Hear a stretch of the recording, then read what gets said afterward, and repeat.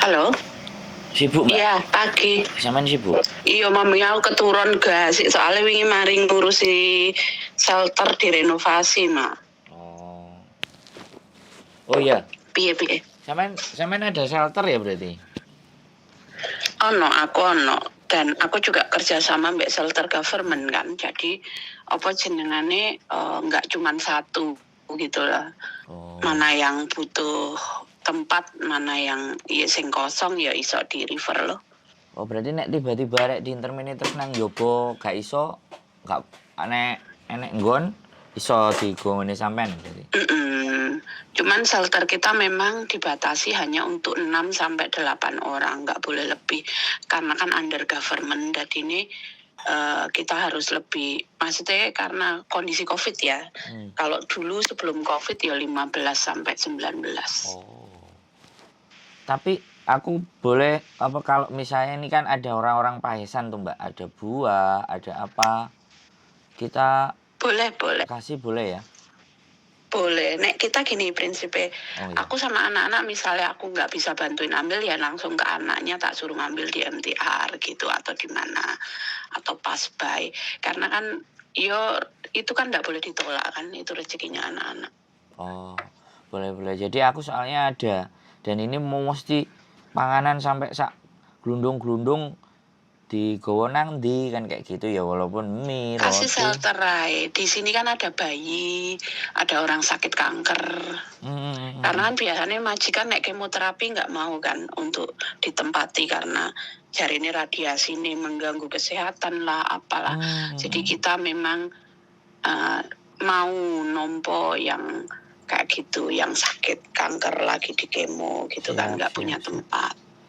Boleh. Artinya kalau ada sesuatu yang bisa kita berikan ya kan nek wong kita dulu juga bikin kelas bareng kok untuk anak-anak. Semalam juga gawe kelas enrich. Kita tuh di shelter nggak cuma terus manggon, memang juga yang tinggal di shelter kita berkewajiban ikut kelas, dalam artian kelas masak, kelas bikin roti, kelas enrich, mengelola keuangan. Karena kita pikirin apalagi anak case yang nanti tidak bisa cari majikan lagi di Hong Kong, itu minimal di bekal. Itu sih sing kita pikirkan. Oh, nah ini kemarin baru dapat case ya kan, apa namanya, dia baru pindah dari majikan lama ke majikan baru. Terus pada saat di majikan lama, dia ada masalah di paru-paru. Nah, dianya nggak mau periksa, kemudian tiba-tiba kalau sama majikan lamanya suruh periksa ke dokter. Lah, nggak tahu ceritanya habis diperiksa ke dokter, entah di interminate atau ngebreak atau nggak ngerti atau pindah ke majikan yang baru. Nah dia masuk rumah sakit. Itu proses visanya udah ada atau belum ada? Nah ini yang kita sebenarnya mau telusuri, mau datengin dan mau cross check di agennya dia sama imigrasi. Kata dia agennya yang lalai gitu loh, nggak segera memproses. Nggak gini sebenarnya kalau ada 2 opsional ya yang udah selama ini terjadi gitu ya. Kalau misalnya itu kamu sudah proses majikan walaupun belum turun visa, kalau di Hong Kong kamu stay di rumah sakit itu kan tidak akan diusir, satu. Kedua, akan diberi kayak kamu bisa di-extendkan oleh agent, tidak harus dia datang sendiri ke imigrasi kan. Jadi tidak boleh sebenarnya agent tidak menguruskan visanya. Nah itu nanti kamu kan pasti didatangi sama orang pembiayaan. Nah didatangi kamu bilang nggak punya uang, nanti dia akan bantu kamu waiving. Waiving itu syaratnya kamu harus minta rekening koran, misalnya kamu punya BCA, BRI atau apapun, dan di situ sebisa mungkin jangan ada uang. Nah, kalau ada uang ya itu pasti kamu diasumsikan punya uang, pasti akan ditolak gitu loh. Kalau misalnya itu akan ditelusuri oleh government Hong Kong. Mereka kan boleh mengakses ini. Jadi nanti pakai itu, terus kamu nanti akan suruh ngisi beberapa lembar kertas, 8 atau berapa yang isinya tidak punya properti di Hong Kong, tidak punya gaji. Kalau kamu asumsi ini masih nunggu visa atau kamu dalam masa tenggang visa, berarti kan memang tidak punya gaji. Nanti dicentang-centang mana no gitu. Nanti tidak akan ditagih itu. Nah, nanti sesudah itu kan kamu misalnya visanya tetap diurus, kan kamu turun visa. Nah, kamu turun visa itu kamu tinggal nge-zero, dalam artian ya memang aku nggak ada kemampuan untuk bayar gitu. Nanti ngadep sekali lagi gitu. Ada rekomendasi, berarti ke social welfare government itu ya? Government. Iya, setiap rumah sakit di lantai bawahnya ada social worker. Itu rumah sakit mana dulu? Oh iya, nanti tak cross check dulu, kita mau temuin, nggak tahu hari ini apa nanti sore kan. Arahnya wis muntap ah. Sebenarnya Gimana? Sebenarnya kalau dia dia pasti sudah ditemui oleh pihak social worker, cuman dia mungkin nggak ngerti, dia mikirnya itu dokter karena social worker itu pakai baju kayak dokter juga. Nah, nanti dia akan dikasih nomor dari social worker itu. Jadi kalau mau nyari ya harus nyari orang itu, appointmentnya sama manusia itu, tidak boleh tiba-tiba datang ke. Jadi misalnya, oh aku social workernya Miss Ho, dilihat aja di bukunya dia itu. Kan pasti ada tulisannya kontak personnya siapa yang nangani.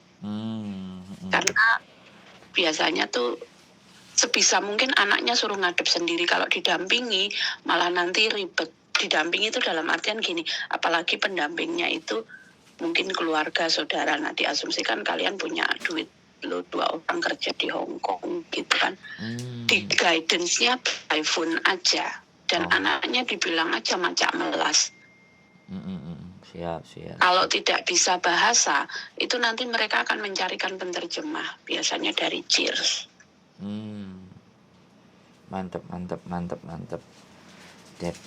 Di guidance-nya by phone aja, jadi anaknya tuh sebisa mungkin government Hong Kong tuh taunya ya dia sendiri di Hong Kong, tidak ada pembiayaan, tidak ada uang lebih, itu biasanya akan lebih cepat diproses social living-nya. Siap. Mantap berarti sampean ada shelter ya. Nanti kalau seandainya aku mau distribusikan sesuatu, kalau di tempatnya sampean boleh ya kan. Soalnya Pak Esan kan rutin toh Mbak. Terus dia ngomong, "Mas iki mesti sakmene keane ya nyemplung nang sampah ra nek kena dige nanti padahal masih seger-seger juga gitu loh." Maksudnya kalau enggak apa-apa. Kalau mau enggak apa-apa. Nanti biar diambil anak-anak atau kalian ketemu di mana terserah. Siap. Soalnya kan memang kalau di shelter kita ini agak ketat kan. Orang luar kalau mau masuk harus izin. Terus mau ada kelas pun harus di situ ada pihak pendampingnya yang ngawasin. Jadi aku sebenarnya juga kadang-kadang ya namanya kita juga cuman dikasih fasilitas ya kita harus manut sama yang ngasih fasilitas daripada dijabut. Betul. Ya nggak apa-apa kalau saya ada ilmu YouTube nek mereka mau dan perlu direkomendasikan, saya mau Mbak ngasih gambaran buat nanti teman-teman. Pokoknya nek ini aku sekarang kan lagi 3 kelas kan, keuangan, merancang usaha sama ini kan baking. Jadi nanti mungkin kalau pas ini udah slow bisa nyari slot waktu. Boleh. Soalnya aku kan ngajuin kelas juga harus bikin proposal ke mereka. Terus habis itu mereka agree apa enggak, karena ya pasti kan ngerti sendirilah kalau udah sama urusannya government itu kayak gitu itulah. Selalunya kita harus kulon wune itu melebihi kayak dan itu tuh nggak bisa bikin event kayak kemarin kan kita sebenarnya Natal mau bikin event, ternyata beberapa shelter tetangga yang juga kolerate sama kita tuh kena COVID semua kan. Jadi kitanya yang nggak kena COVID pun ikut di shutdown sama government. Maksudnya nggak boleh pergi-pergi, nggak boleh ini, ada ketemu sama orang-orang itu apa enggak, malah lah kok bar itu habis itu nggak ada takat, nggak ada apa, jangkrik government.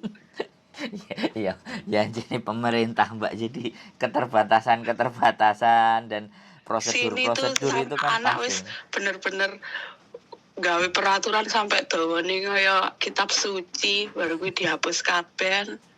Aduh. Iya. Masalahnya begitu dihapus kan anak-anak merasa, lah ngopo iki aku dikekang sebegininya nih akhirnya seperti ini. Sembuh. Iya namanya. Soalnya yang ada satu shelter itu memang nakal anaknya. Itu kumpulan beling. Kan kita pisah, nggak bisa jadi ada observasi kan, ada rapotnya. Kalau anaknya terlalu troublesome kan nggak mungkin digabung sama ibu-ibu yang anteng-anteng yang Iya. di kita gitu. Jadi dan rapotnya itu kan bukan satu orang. Ada beberapa orang yang menilai baik dari behavior, ketaatan, terus ada psikolognya juga kan yang ketemu mereka seminggu 3 kali. Jadi anak-anak ya benar-benar di ini. Tapi isinya shelternya sampean kebanyakan orang kita atau macam-macam? Kalau kita itu di Filipina ya sendiri Filipina, Indonesia ya Indonesia. Cuman kita karena punya kita tuh yang Filipina sama yang Indonesia yang ini gede tempatnya kadang dititipi beberapa hari. Kemudian kemarin sempat dititipi anak-anak mission. Jadi ya memang kan kita sebenarnya dalam membantu itu kan tidak boleh milih. Toh nek kita bilang dititipi ya mau nggak mau kita nerima. Tapi justru nek tempatku itu tempat titipan anak kayak misalnya pas kemarin Christian Action mungkin mereka shelternya penuh banget ya titip kita nanti tinggal datang ke Catholic Center ya gitu. Karena nek aku tuh ngelihat anak ini pasnya di mana. Anak ini pasnya di mana. Kalau yang anak-anak tomboy nggak mungkin tak campur sama ibu-ibu sing takutnya kan ibu-ibunya tuh kadang-kadang kan kenyi jadi nengkok jadi malah tambah perkara. Harus dilihat dulu anaknya gitu. Luar biasa. Masih terus diletakin di mana. Saman masih terus ya, masih jalan ya. Masih ini aja kita lagi market obat lagi dari Indo karena udah nggak ada Panadol kan di pasaran, paracetamol juga udah mahal. Kita masih sebenarnya kalau butuh obat, butuh apa masih boleh ke kita. Iya. Karena kan memang kita sadari obat di luar itu nggak ada kan, makanya kenapa kita kan punya akses obat banyak, maksudnya bisa mengirim banyak obat. Jadi ya kita tetap lakuin itu gitu. Siap. Karena memang tujuannya buat social welfare ya. Oke lah. Iya, dan kita memang nggak mau terlalu ini kita kan ya wis tetap jalan tapi ya senyap.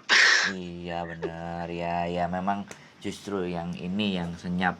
Ya kalau kita kadang-kadang ya beda-beda sih jalan dan tujuannya sampean sing pure ke sana, tapi ya kalau seandainya suatu saat kita bisa support kan oke lah ya, support ya dengan sukarelawan sendiri wis, nggak perlu wow punya support ya support lah kan kayak gitu aja. Iya sih yang penting kalau setiap ada anak butuh bantuan kita ya sedia. Pokoknya kan asal japri ke aku, ke Bustomi atau ke siapa kan kita pasti tetap akan gerak. Siap. Soal ini kan kasus akan meningkat setelah setelah tanggal 8. Jadi hati-hati ya. Betul. Jadi setelah semuanya soalnya kan dibuka itu. Bordernya kan udah mulai dibuka. Iya, aku wedi. Aku wis sadurunge itu harus order obat dulu, nanti takutnya kayak dulu tiba-tiba gak iso bergerak kan kasihan. Ya, jadi sampean yang sisi itu, kita yang sisi karena banyaknya arus orang Indonesia masuk ke Hong Kong memang harus mengedukasi kan. Edukasi itu kan tidak bisa diam-diam. Kalau edukasi itu aku sih cara apapun kalian membantu orang, aku tidak peduli karena kan setiap orang punya pendekatan sendiri. Dan kita tidak boleh julid atau judging. Aku sih tapi itu prinsipku. Cuma memang kayak aku tuh gak iso di depan kamera dan gak nyaman, jadi ya memilih untuk ya begini. Setiap hari ya masih ke hospital, tapi kan kliennya udah tetap, maksudnya udah ada ininya, dokternya juga udah, kita kan udah beberapa keling dokter, jadi enak, lebih cepat dan lebih bisa bantu anak cepat gitu. Ya makanya kan kalau kita kan lebih ke media, lebih ke luar, cuman kan memang punya Ya, tapi batasan-batasan. itu perlu karena Oh, apa? Dengan diedukasi seperti itu.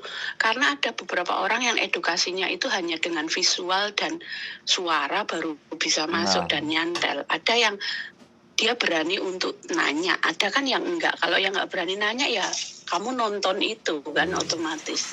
betul. Jadi Jadi berbagai macam tetap cara kan kita pakai, Mbak. aku Penilaian sih julid bukan judging itu masalah urusan mereka tujuannya kan. Kita tetap punya baik. tujuan sendiri untuk memberikan sesuatu ya. Kalau tendensinya mereka terhadap nilai dan materi itu terserah mereka kan. Kalau buat Ya, kita, itu adalah bonus. lah, Tidak bisa dibilang itu menjadi tidak boleh atau dilarang kan enggak, selagi bisa melindungi privasi yang seseorang. melapor lah apa itu nggak apa-apa sih menurutku. Ya setiap orang punya cara sendiri, nggak usah jangan berlomba untuk terlihat baik kan intinya, karena terlihat baik itu nanti juga toh akan ada efek sampingnya, pasti tetap julid dimanapun itu ada, wis lah gak usah ngrungokke omongane wong. Iya, Kalau aku gitu, betul ya. jalan aja lurus sama keyakinan kamu sendiri. Kalau Siap, kamu yakin itu baik, ya jalani toh. siap, siap. Jadi makanya aku kemarin ada anak case yang bengok-bengok, kasihan paru-parunya bolong, terus duitnya banyak, terus digeret laporan ke Wotengen, nggak ada solusi. Saya entah ini Kalau sebenarnya kalau paru-paru jangan suruh pulang, karena paru-paru dokter paru-paru terbaik itu di Hong Kong, bahkan nomor 1 dunia. Sanatorium terbaik itu Hong Kong. Iya. Jadi sampean sarankan mbaknya itu jangan pulang. Iya. Jadi sebenarnya kan kita memang tidak pulang, tapi bagaimana visanya dia kelar, terus bagaimana dia di social welfare-nya bisa ngerti, bisa paham, bisa tahu karena anaknya sudah sangat Suruh emosi. siapin, jadi kalau dia memang sudah on proses visa, suruh minta kopian prosesnya itu. Iya, iya, iya.